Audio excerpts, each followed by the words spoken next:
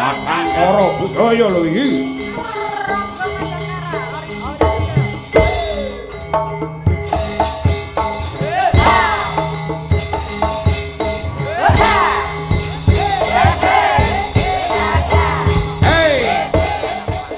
Pancen dasare piyai kene iki yen karo budaya iki banget anggene tresnani piyai celep.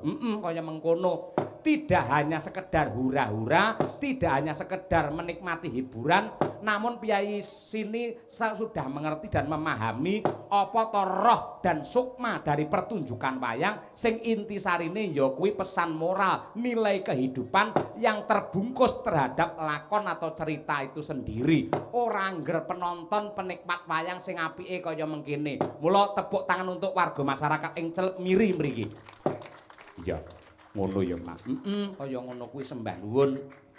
Mau dawuh pangandikane Pak Bayan, Pak Bambang ngersakake lagu-lagu karyane Mbah Sukron wae. Siap yen ngoten malah prayogi. Wong ya kuwi minangka talang dawuh saking Pak Maryanto. Mila nggih kula namung badhe sendika. Upamane arep ngaturke apa, Mak. Ayo ripalungguhan iki ngaturake ula tampar luwih dhisik utawa nyidra asmara. Oh, kisah Angling Darma kae. Aku tak nyuwun pambiyantu karo Ibu Sukesi Rahayu. Iki lho, Bu. Pirang-pirang taun kepungkur awake dhewe nate sowan mrene ning rata-rata mesti mara mancal utawa jejak gamelan wayang Ranggawa pengrawit ya mung inti wong loro utawa wong papat akeh-akehe. Sindene ya mesti kok kene ning merga saka katresnane Pak Maryanto malam hari ini malah wiwit saka esuk mau gamelan wayang kru pengrawit sak sindene komplit saka Sanggar Madangkara. Wah iya matur nuwun. Yo ngaturke panuwun dhisik makili kanca-kanca pengrawit lan waranggana Bu Sukesi Rahayu sarjana seni magister seni. Sugeng dalu. Assalamualaikum warahmatullahi wabarakatuh. Waalaikumsalam. Alhamdulillah wa syukurillah dalu niki kula remen sanget Bapak Ibu khususipun pahargyan ingkang dipun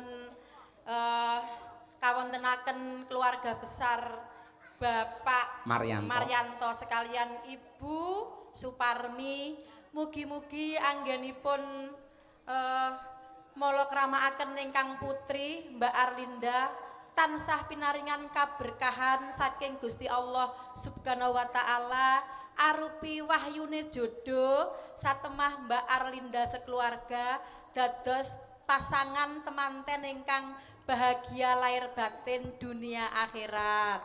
Amin. Mbak Arlinda, kula niki kalih Pak Cahya Kuntadi pun omah-omah berkeluarga sampun 16 tahun, Mbak. Anake? Suwe. Alhamdulillah sampun manak papat, Mbak Arlinda.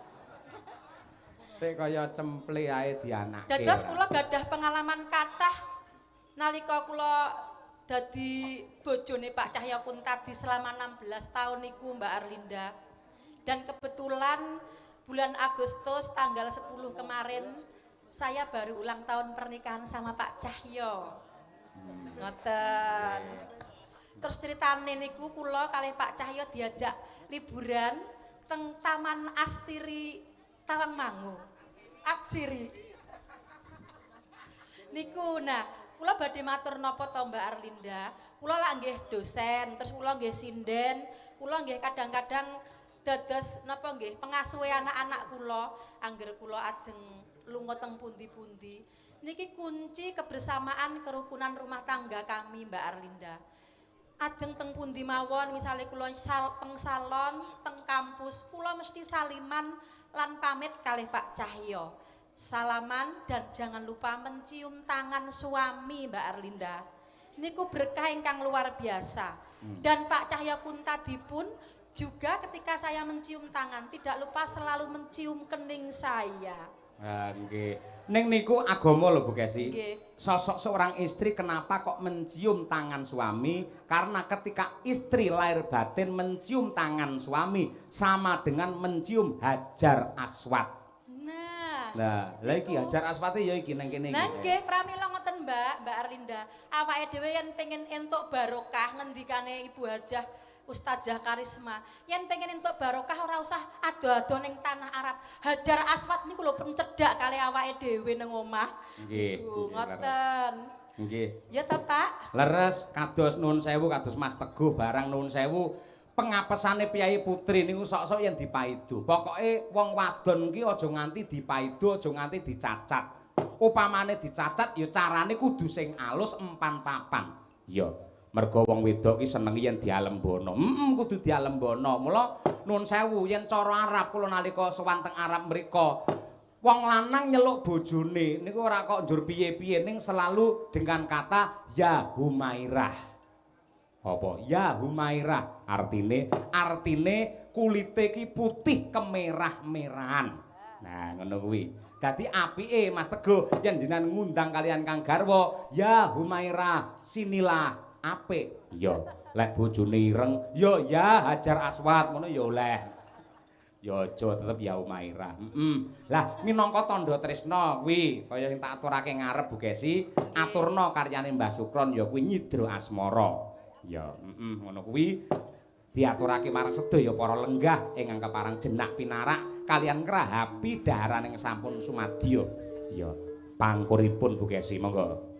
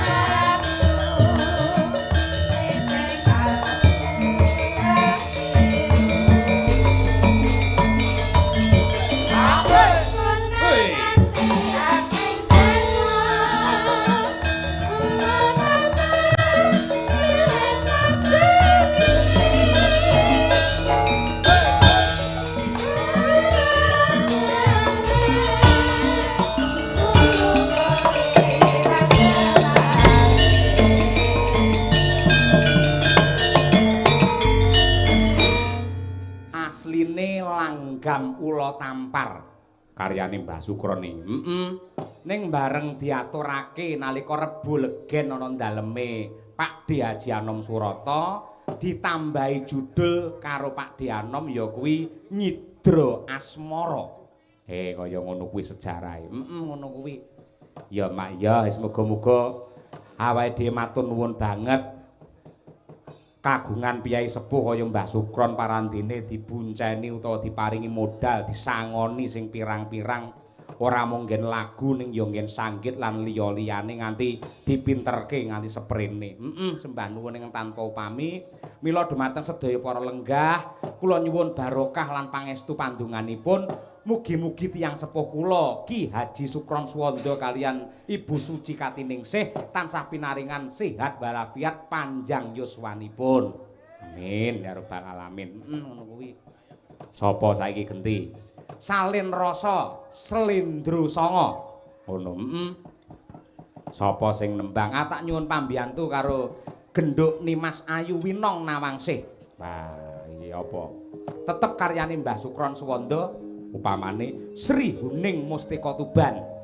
Wingi Mbak Winong pas nderekke Mbah Sukron ning Ponorogo wis dikoreksi, wis dibijekke ngene Mbah Sukron. Ya alhamdulillah bener. Wis apik ya.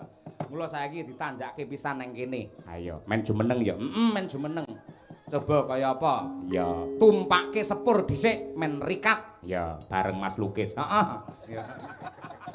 Monggo, ayo.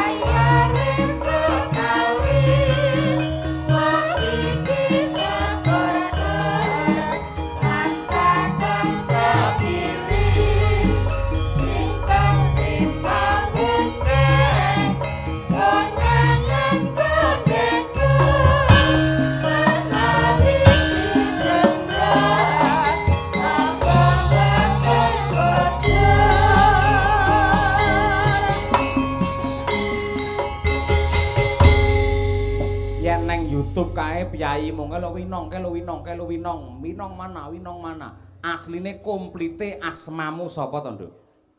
Nggih, wilujeng dalu saderengipun Mak Cangik Yulimbo. Nggih. Kula mriki nderek sowan, nderek sinau, nderek pitepangan kula nama panjangnya Nimas Ayu Winong Nawangsih. Nimas Ayu Winong Nawangsih. Nawangsih. Asline saka ngendi kelairamu? Aslinya dari Tulungagung, Pak. Desa mana, kecamatan mana? Desa Ngentrong, Kecamatan Campur Darat. Terus saiki kuliah neng ndi no? Kuliah teng Universitas 11 Maret Surakarta. Fakultas atau jurusan apa? Fakultas Keguruan dan Ilmu Pendidikan, jurusan Pendidikan Bahasa Jawa. Oh, so ya pengen dadi guru kaya Pak Marianto karo Bu Suparmi ngono kuwi. Nggih, insyaallah Pak pangestunipun. Apa ora ngantuk yen bengi nyinden awan terus mulang? Ya enggak apa-apa Pak, nanti muridnya tak kasih istirahat sebentar ya anak-anak, Bu Guru mau bubuk sebentar gitu. Kuwi guru cara ngendi ngono kuwi. Ya enggak apa-apa toh Pak, kan setengah jam lumayan toh Pak. Anak-anak juga bisa jajan, main gitu loh. Iya, kowe bubuk sik. Iya. Karo sapa le bubuk? Lu bubuk sendiri di UKS gitu loh Pak. Ya enggak boleh seperti itu, enggak boleh. Yen manut aku Pakmu elek-elek ya dosen ngono kuwi. Dadi piye carane aja nganti meninggalkan jam pelajaran banjur tinggal turu ki aja. Jenengan mboten nate ngoten niku. Kurang nate aku tuh mlebu ning kampus, anak-anak sekarang silahkan belajar sendiri. Saya tak tidur ra nate. Aku langsung ra mlebu ngono ae langsung ngono ae. Lan jenengan malah nemen Pak. Loh, Absen. Lek sekolah nang nggen apa wi seni iki beda. Lek sampean kan nggen apa kuwi universitas umum. Iya. Nggen seni iki setiap ruang gurune iki loro, dosene loro. Ya. Dadi iku pamane kula mboten mlebet ya toh, Ya. pamane aku ora mlebu ngono wis ada wakile kaya Loh, ngono. saya nanti juga gitu, Pak. Saya cari guru partner dong. Oh, guru partner. Iya. Oh, ngono. Nanti bayarannya ya 70-30 lah sama guru partner saya. Awakmu sing 70? Iya. Kono 30. Heeh. Sing gelem sapa ngono? Iso diatur masamu sekolahmu dhewe apa diatur sak penake dhewe iki.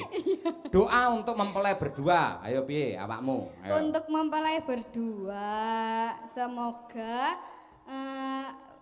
sehat terus ya Pak. Semoga sehat terus, rukun, terus tidak banyak cekcok, segera diberi momongan, Loh. terus Kok tidak banyak cekcok piye toh? Loh gimana? Ya kudu cekcok. Loh gimana kok malah kudu cekcok? Yo jenenge wong mamae kudu dicek sik yen pancen cocok terus. Oh, Mula cekcok iki penting. oh jenengan dulu nggih dicek ngecek dulu. Iya, mbiyen karo mbokmu Bukesi tak cek sik cek. Oke, terus ngono kuwi akhirnya cocok kuwi. Maksudnya cekcok tuh itu loh Pak, bertengkar itu loh. Maksud saya iya. tuh jangan. Iya. Ya itulah. Ya pokoknya saya nggak bisa banyak ya Pak. Soalnya saya kan belum pernah. Oh jadi, iya, bener. jadi pokoknya yang penting rukun saja selama-lamanya gitu. Amin ya rabbal alamin. Nggih. Mbak Arlinda karo Mas Mayor Sirsan Teguh. Saya ada parian Pak buat manten. Boleh silakan. Gulo aren legi rasane. Cakep. Temanten mugi langgeng selawase. Pinter to aku, Pak. Amin ya rabbal alamin. Enek nek? Ada. Ye. Karanganyar kotaku. Oh iya. Ya ini diserakin Pak, tapi ini pariannya Karanganyar. Terserah saya dong. Lah aja saru ngono to kok saru piye to? Apa sih? Lah dibersani para kiai barang kok. Lah ki mau Karanganyar kotangku piye mau? Kotaku. Pak. Oh, kotaku to. Kotaku. Ya ampun ngoten Aku to. yang berantem bengi malah suwak ngene lho nganyelku ayo. Karanganyar piye? Karanganyar kotaku.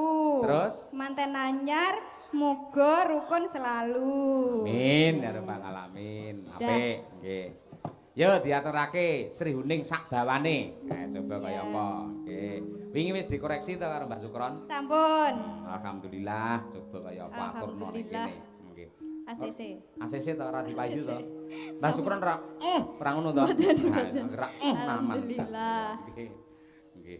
Nana ya nah. Putri kang sulistyeng warni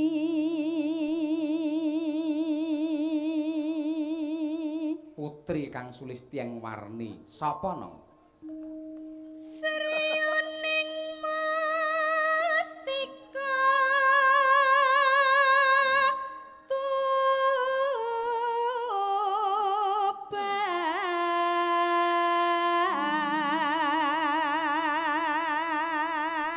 tuban.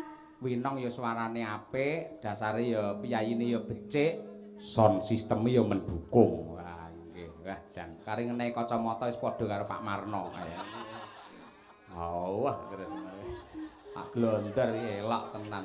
Luar biasa lho, penak tenan lho iki ora ngingblas iki suarane iso bening kaya ngene. Ayo, kanca-kanca karawitan tepuk tangan untuk Pak Glonder. Ayo. Luar biasa, jos. Terima kasih. Piyayi rek kaya ngono apike, aluse kaya ngono. Ayo, jan. Anggere Pak Glonder ki entuk rezeki mesti dilumpukke. Ayo bar kuwi nggih royal. Ora kok ya kiai agamis kok. Ya nang. Lapuh tresna prapteng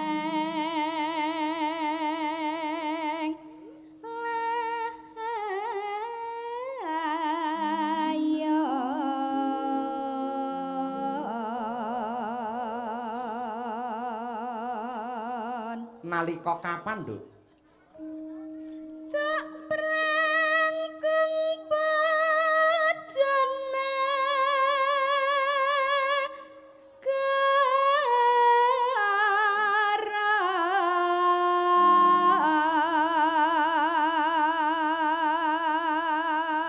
Mbelani sinten? Bebelo Wiratmaya.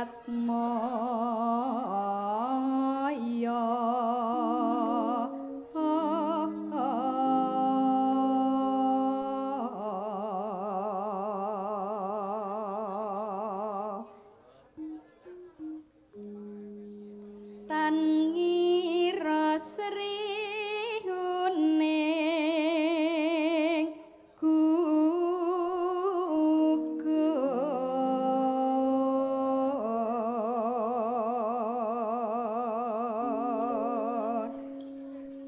mongko mustikane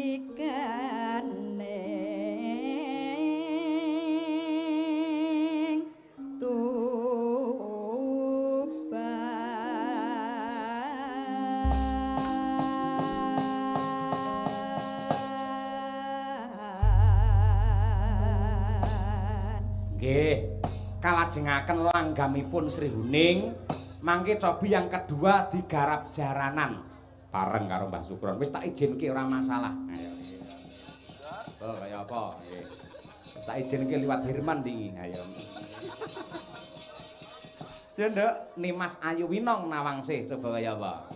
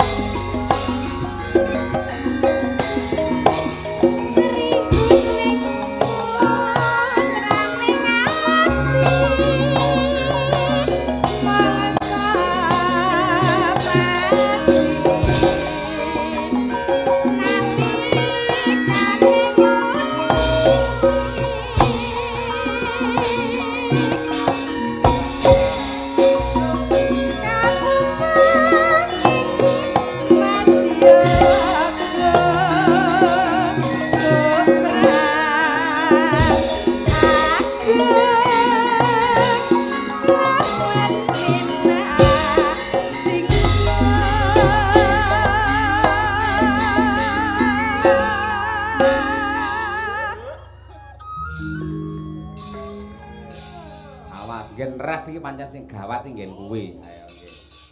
Ayo pancen yo nembang karo joget ki angel, konsentrasine terpecah. Ya Nduk.